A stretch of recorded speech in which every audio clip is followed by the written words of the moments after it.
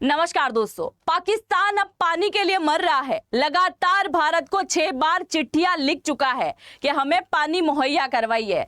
साथ ही एक बात क्लियर हो चुकी है कि आने वाले टाइम में आतंकवाद को लेकर लड़ाई होगी या नहीं, पर पानी को लेकर जरूर से जंग होने वाली है। क्योंकि इधर भारत पाकिस्तान को पानी देने के लिए रेडी नहीं है और उधर पाकिस्तान मानने के लिए रेडी नहीं है।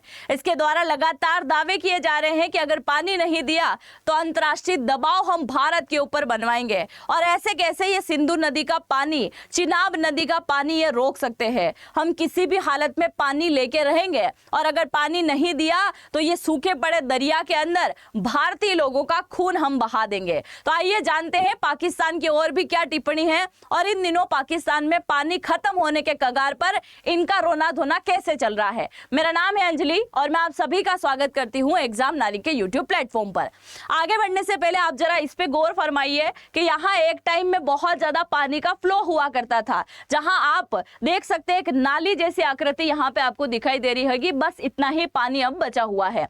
यहाँ आप देखिए पाकिस्तान में चिनाब नदी का जो फ्लो था वो 92% घट चुका है, यानी कि पूरी नदी में जहां 100% पानी हुआ करता था 92% इसका फ्लो गायब हो चुका है। यह 8% पानी बचा हुआ है, यह देख सकते हो आप। इसके साथ ही पाकिस्तान के अंदर 2 बड़े डैम मौजूद है। पहला है तारबेला और दूसरा है मंगला बांध। एक ऐसे बांध है ये जो विश्व के 7वें बड़े बांध में से एक अपनी जगह रखते हैं, जहां इनके पानी का स्तर लगातार डेड लाइन से भी नीचे दिखाई दे रहा है। वहीं आगे आप देखिए अभी जो खरीफ की फसलें बहुत अच्छे से होती है, क्योंकि पाकिस्तान की ज्यादातर जीडीपी अगर किसी के ऊपर डिपेंड है तो वो कृषि व्यवस्था के ऊपर है। यानी पूरे पाकिस्तान के अंदर 80% लोग खेती पर डिपेंड है। वहीं आप देखिए कि खरीफ की फसलों की हम बात करें तो इनकी जीडीपी के अंदर इनका 23% योगदान है। उनमें से कपास की फसल जो है लगभग 30%, वहीं हम बात करें मक्का की तो ये 15%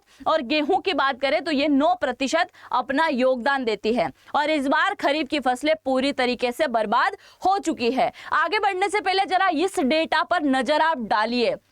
यहां आप देखिए अभी तक पाकिस्तान को 2200 अरब रुपये का नुकसान हो चुका है।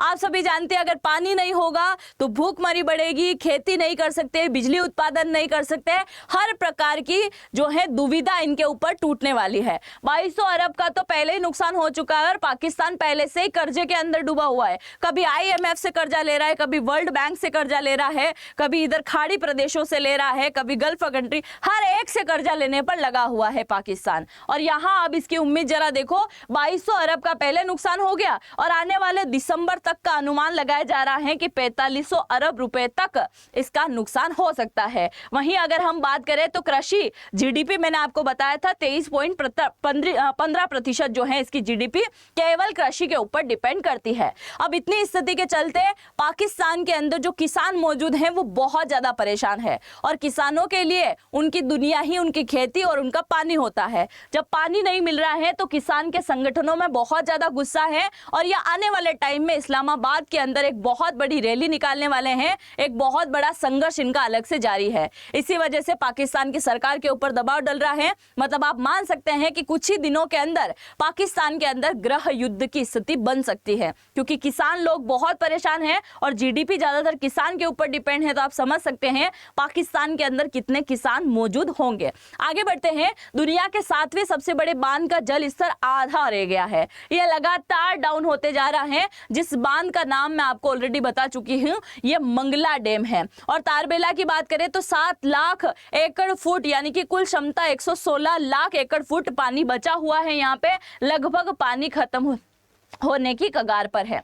यहाँ पे आप देखिए ग्रीन पाकिस्तान प्रोजेक्ट सरकारी षड्यंत्र। यहाँ एक बहुत ही हंसी वाली बात मैं आपको बताने वाली हूँ। पाकिस्तान को क्या कहते हैं? नहरों का देश कहते हैं। नहरें हैं कितनी इसके पास में? पहली बात तो आप मुझे जरा ये बताइए। नहरों का देश है और ये बोल रहा है कि हम दक्षिणी इलाके में पानी पहुंचाएंगे। अरे पहले पूर्व पश्चिम उत्तर में तो पहुंचा दो, फिर दक्षिणी इलाके में पानी पहुंचाने की बात करना। वहीं ये बोलता है कि हम तो नहरों का प्रदेश है। खुली और सूखी नहरों का प्रदेश आने वाले टाइम में हम पाकिस्तान को बोल सकते हैं। यहाँ पे आप देख सकते हैं ये जो पानी का फ्लो लगातार जाता था, सिंधु, झेलम और चिनाब, इन 3 नदियों का 80% पानी भारत इसे देता था। 1960 में 1960 में सिंधु जल संधि हो गई थी।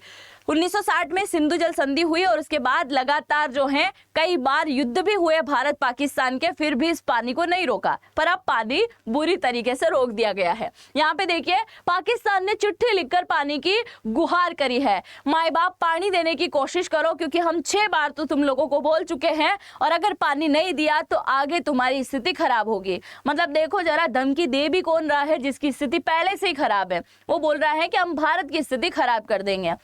आगे देखिए इसने किस किस को चिट्ठी लिखी है, तो इसने रक्षा मंत्रालय को भी चिट्ठी लिखी और इसने विदेश मंत्रालय को तक भी चिट्ठी लिख दी है। अगर पानी का सबसे ज्यादा किल्लत किसी एरिया में हो रही है तो वो पंजाब में और सिंध प्रदेश के अंदर, इन दोनों के अंदर सबसे ज्यादा जो है पानी की किल्लत हो रही है। पूरे पाकिस्तान के अंदर 4 प्रांत मौजूद है, बलूचिस्तान है, एक हो गया पंजाब, एक है सिंध और इधर है वो खैबर पख्तूनवा वाला इलाका। उनमें से 2 जगह सबसे ज्यादा पानी के लिए लोग जूझ रहे हैं। हम सिंध को तो पानी दे सकते हैं, पर शर्त यह है कि सिंध को पाकिस्तान से अलग होना पड़ेगा, जरूर से पानी मुहैया कराएगा भारत। फिर देखो आने वाले एक टाइम में पाकिस्तान को कुछ इस प्रकार से पानी मिला करता था और आज ऐसी सूखी सूखी सी नदियां पाकिस्तान को दिखाई दे रही होगी। एक तरफ देखो पानी का ऐसा स्तर हुआ करता था और भेजो आतंकवादी, फिर देखो तुम भारत की शक्ति, और अब यहाँ पे देख सकते हो पानी नहीं बचा है। आगे बढ़ने से पहले अगर आपने मुझे इंस्टाग्राम और फेसबुक पे फॉलो करने का मन हो तो अंजलि वॉइस के नाम से आपको मिल जाएगा, जरूर से फॉलो कर लीजिएगा।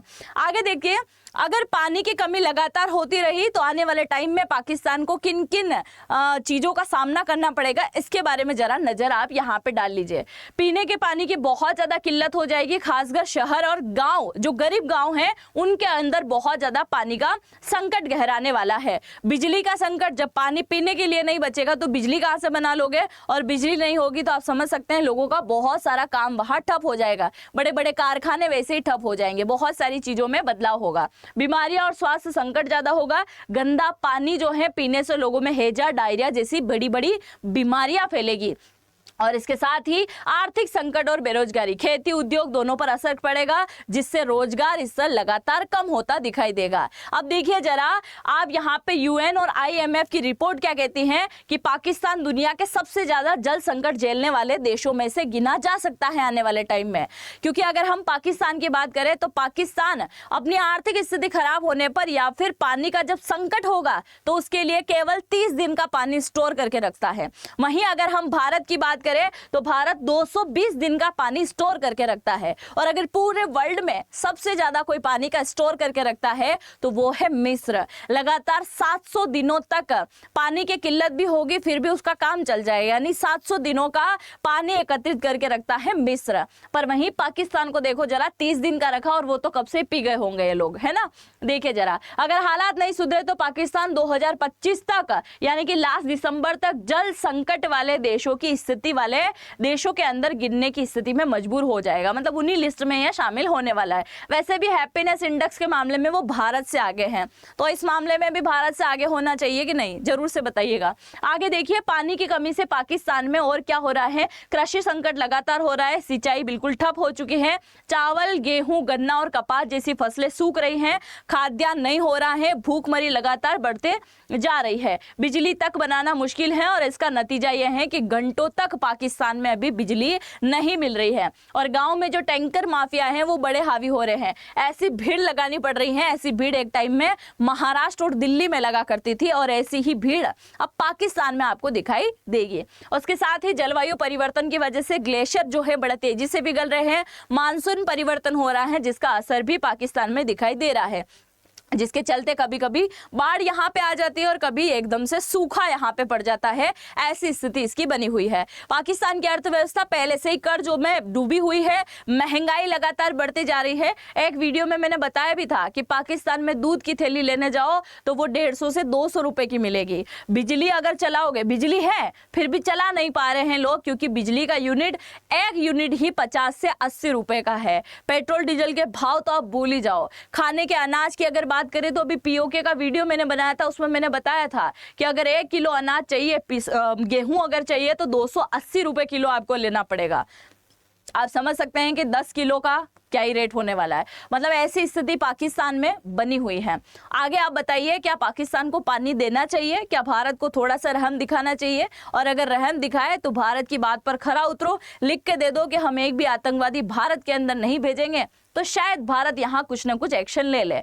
पर पाकिस्तान झुकने के लिए रेडी नहीं है। पाकिस्तान सबके सामने आके माफी मांग ले कि गलती हो गई है और हम जो है आतंकवादियों को एक को भी नहीं भेजेंगे, तो शायद भारत कुछ सोच भी ले। आगे अगर आप सच्चे भारतीय हैं, कुछ सोचते हैं, तो जरूर से कमेंट सेक्शन में लिख के जाइएगा कि पाकिस्तान को क्या इसी प्रकार का सबक सिखाना चाहिए, या पाकिस्तान सरकार और आतंकवादियों की गलती की वजह से पूरी पाकिस्तान की जो जनता है, खासकर कृषि वर्ग, वो परेशान हो रहा है, क्या उसके लिए सोचना चाहिए? आप जो भी सोचते हो पाकिस्तान, भारत और भारत सरकार को लेकर, जरूर से कमेंट सेक्शन में लिखिएगा। हम मिलते हैं नेक्स्ट वीडियो में, तब तक के लिए जय हिंद, जय भारत।